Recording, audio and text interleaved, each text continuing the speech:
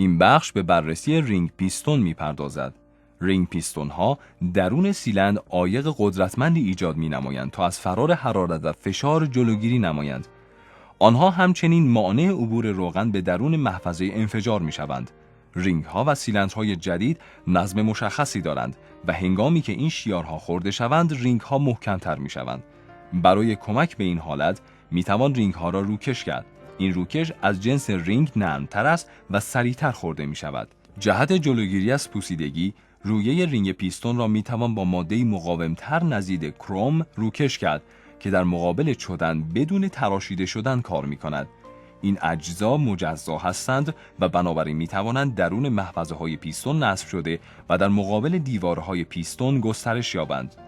هنگامی که آنها را در می‌آوریم، قطر آنها از قطر داخلی پیستون بزرگتر است. بنابراین وقتی که نصب می‌شوند فشرده می‌شوند تا شکاف تقریباً بسته شود. فشار موجود درون رینگ ها آنها را به دیوارها متصل نگه می‌دارد. دو نوع اصلی از رینگ پیستون ها وجود دارد: رینگ های کمپرسی و رینگ های روغنی. رینگ های کمپرسی باید در مقابل فرار تراکم حاصل از ضربه تراکمی عمل کنند، وگرنه مخلوط سوخت و هوا به طور کامل متراکم نخواهد شد. آنها باید همچنین در طی اعمال نیروی ضربه‌ای پیستون را درزگیری کنند، وگرنه گازهای اشتعالی از پیستون گذشته و به سمت جعبه دنده حرکت می کنند. یک رینگ کمپرسی دارای بخش مستطیل شکل است. این بخش توسط فشار انفجار که بر پشت رینگ ها وارد می گردد در مقابل دیواره پیستون نگه داشته می شود.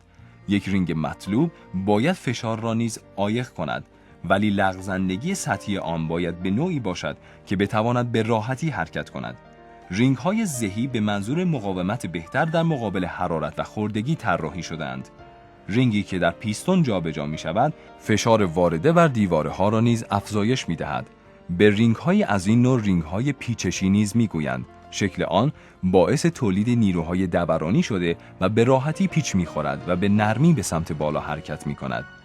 در طی مرحله مکش، رینگ ها روغن مازاد را با حرکت خود بیرون می ریزند. در طی مرحله تراکم بر روی روغن سر می خورند و مانع ورود آن به محفظه انفجار می شوند. در مرحله قدرت، نیروی انفجار از بالا بر روی رینگ وارد شده و به پشت آن فشار وارد می کند. این کار به صاف شدن رینگ می انجامد و رینگ تماس سطحی را با دیوارهای سیلندر برقرار می کند تا درزگیری به شکلی مطلوب صورت پذیرد. رینگ های کنترل روغن از ورود روغن اضافی به بستر محفظه های انفجار جلوگیری می کنند. این رینگ می تواند حلقه یک پارچه باشد که در میان دیوارهای سیلندر با استفاده از کشش خود استوار می شود. شیارهای حلقه و سوراخ‌های پیستون پشت رینگ باعث برگشت روغن به چاهک می شوند. بسیاری از رینگ پیستون ها از نوع بندبندی هستند که شامل 3 یا 4 بخش می باشد. آنها دارای 2 ریل جانبی و یک توسعه دهنده هستند که همچنین به عنوان جدا کننده‌ای برای ریل ها عمل می کند. چگونگی نگهداری آنها در مقابل دیوارهای سیلندر به وضعیت توسعه دهنده آنها بستگی دارد. توسعه دهنده از فولاد باریک و مجموعه‌ای از شاخک‌ها ساخته شده تا نیروی فنری رو به بالایی را به آنها بدهد.